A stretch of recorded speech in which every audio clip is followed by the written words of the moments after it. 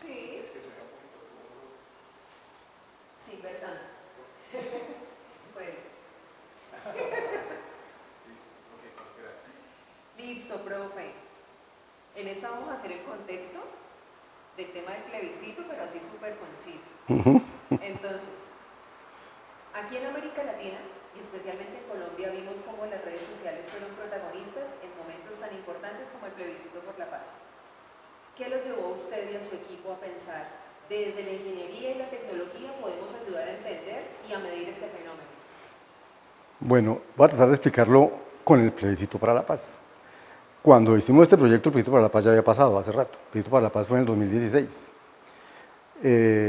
Pero haciendo este proyecto nos encontramos un día con el profesor Nelson Molina, decano de la Facultad de Psicología, y hablando de lo que estábamos haciendo, él me dijo, yo tengo datos de lo que pensaba la gente sobre el plebiscito, porque nosotros como Facultad de Psicología hicimos muchas encuestas en Colombia y en el Valle del Cauca sobre el plebiscito. Entonces nos pasó esos datos y nos pusimos a estudiarlos. La impresión inicial que todos teníamos era, finalmente, el plebiscito ganó el no, ¿cierto? Y uno decía, pero ¿cómo no ganó el sí? Y la impresión que tuvimos fue que el no hizo una campaña tan fuerte en medios y en redes que terminó ganándole al sí. Pero después de ver los datos que él nos da, mi impresión es que al principio no había mucha polarización, pero la que hubiera ganado, si hubiera hecho la pregunta sin hacer campaña, hubiera ganado el no, porque al principio la gente venía del gobierno anterior, veníamos muy acostumbrados a que la seguridad y no sé qué, y pensamos siempre que la guerrilla era lo peor que había, que no había que hacer proceso de paz, y yo creo que había mucha gente que pensaba que no. Con todo el proceso que hizo el gobierno de Santos, la gente empezó a cambiar de opinión, de a poquito, y cuando llegó la época del plebiscito, entonces yo siento que se empezó fue a equilibrar, y muchos que pensaban que no empezaron a pensar que sí. Y hubo mucha polarización al final, y en esa polarización ganó el no por muy poquito sobre el sí. Pero al principio no estábamos tan polarizados, la polarización se dio más bien al final. Y si hubiera pasado 2 o 3 meses más, de pronto la balanza se hubiera puesto para el otro lado. Nuestras herramientas hubieran podido servir para sentir que era un tema que no nos polarizaba, y que nos polarizó fue cuando nos pusieron a decidir sobre él. Pero antes estábamos como tranquilos sobre ese tema. O sea, Colombia es un país muy extraño. Pero bueno, este tipo de herramientas nos sirven para tener otra mirada y un análisis sobre los temas que nos generan tanta inquietud. Profe, una cosa, para que como te pegas, suena el micrófono, entonces suavecito. Ah, no me doy cuenta, listo. Con cariño, profe. Vamos con la siguiente. Más allá de solo medir, ¿cuál es el verdadero beneficio para nosotros como ciudadanos y para quienes toman decisiones importantes en un país de tener un termómetro como el polarizómetro? ¿Cómo puede esta herramienta ayudarnos a convivir mejor o a tomar mejores caminos? Todo esto es como yo lo veo, ¿cierto? Por ejemplo, el rector de la Universidad del Valle, en una situación que estamos viviendo que es complicada, tiene que tomar una decisión, por decir algo, sobre si pone o no pone, mejorar la seguridad en la universidad. Y para mejorar la seguridad en la universidad hay, no sé, 4 alternativas: la A, la B, la C y la D. Y digamos, ¿cuál va a escoger? Entonces yo creo que si uno pudiera preguntar a la gente qué prefiere, si la A, la B, la C o la D, no sé qué, y miráramos, si se implementa la A, ¿usted estaría completamente de acuerdo, completamente desacuerdo? ¿O en qué la B, la C? Y medimos cuál alternativa genera menos polarización. Yo creo que esa sería una buena medida para tomar una decisión por la que genere menos polarización. Una buena decisión, es decir, yo creo que es una herramienta que puede ayudar a tomar decisiones a una administración donde va a haber afectada una población. Puede ser el rector, que va a afectar su comunidad, pero puede ser el alcalde de Cali, porque va a afectar la población de Cali, y tiene que decidir si hace un puente o hace un deprimido en no sé dónde, y qué genera menos polarización. Yo me iría por la que genere menos polarización, que no necesariamente es la que tenga más votación o menos votación, o sea, porque no hay una relación directa entre la más votada y el menos polarizado, o cosas de ese estilo, eso no es así. Entonces yo la usaría para ese tipo de cosas. La puede usar un presidente, la puede usar el Consejo de Cali. O sea, la puede usar cualquier tomador de decisiones que en su decisión quiera afecte a cierta población, grande o pequeñita, pero que quiera generar el menos rechazo a su decisión. La decisión mejor es la que genera la menor polarización, suponiendo que todas las decisiones van a resolver el problema que quiero resolver, solo que hay varias maneras de hacerlo. Esa es como mi manera que yo creo que se deben usar. Ahí le pegué duro. No, bien, bien, bien.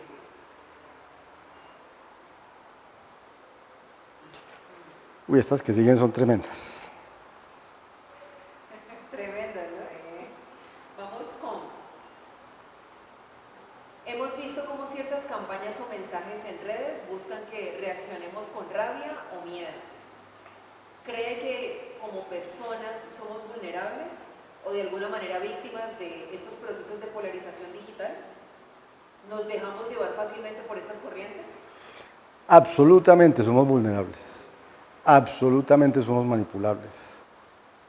No más mire con el atentado a Miguel Uribe de Turbay. Ayer, no me acuerdo a qué hora de la tarde, empezó a circular un comunicado falso de que había muerto. Inmediatamente se empezó a generar una reacción.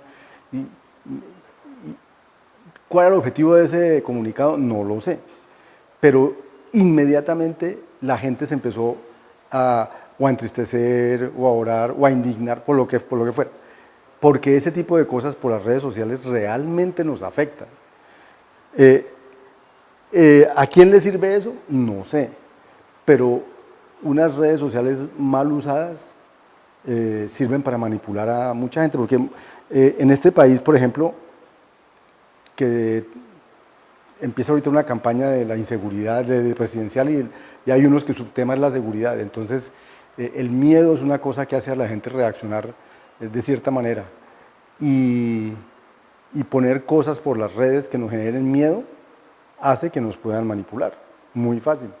Recuerden nomás también en el problema del 2021, como ya en el estallido social, que nos empezaron a llegar a todos mensajes al celular de que nos estaban metiendo a todas las casas que venían de no sé dónde, que venían por todos lados, que la gente se bajó a defender como fuera su unidad. No había nada, pero nos llenaron de miedo por las redes y todo el mundo, o sea, fíjense, esas manipulaciones son tremendas, o sea, las noticias falsas son tremendas. Igual para las cosas buenas, pues es muy chévere, pero ¿cómo saber? O sea, es muy importante que la gente sepa que no todo lo que viene por las redes es cierto. Y ahora con las IAs, peor, pero ahorita hablamos de las IAs. Ok, profe, hagamos algo. Con esto que tú me acabas de contar, tomemos una mirada más general, porque me hablas de Miguel Uribe y, claro, lo de El estallido social. el estallido social, que eso es como Colombia. Respóndeme ahora como si fuera América Latina, porque como esto va, digamos, para otras audiencias a nivel general, entonces como que quien te escuche, como que, bueno, esto puede ocurrir aquí en Argentina, en Paraguay, en Chile, o sea que también han tenido sus estallidos sociales, digamos, si vamos a partir desde ese ejemplo. Ok. Que sería la misma pregunta, Okay. ¿somos víctimas, somos vulnerables? Y esto mismo pasa, los ejemplos que di fue a nivel Colombia, pero esto mismo pasa a nivel mundial. Ahorita, por ejemplo, está la guerra entre Israel y Palestina. ¿Y cuánta polarización no nos causa eso? Hay unos que son pro, otros que son contra, no sé qué, pero cuánto de todo lo que nos informan es verdad, cuánto no, no sé. Pero todo lo que sale por las redes sobre eso afecta nuestra opinión sobre ese tema en particular. Que las elecciones en Estados Unidos, en América Latina, que están los gobernantes más de derecha, los gobernantes más de izquierda, que en Argentina la cosa es no sé qué, o sea, todas esas cosas, informaciones que llegan por las redes tienen un propósito, y ese propósito es formar nuestra opinión, y nuestra opinión normalmente es, digamos, va a ser o a favor o en contra de algo, o de un presidente, de una figura, de una decisión, cosas de las vacunas, por ejemplo, cuando las vacunas, todo eso de las vacunas, lo nacional, lo internacional, que si era bueno vacunarse o que si era malo, que si era peligroso, que si estaba mal, que si estaba bien hecho. Todo eso hubo mucha desinformación. También hay gente que trata de informar, pero en ese mare magnum de cosas que llegan por ahí, uno no sabe qué es tan cierto, porque hay cosas muy bien hechas, muy bien escritas, qué es tan bien, qué es cierto y qué no. Y hoy en día con las IAs peor la cosa, porque las IAs redactan unas cosas tan bien redactadas que así sea falso, usted se lo cree.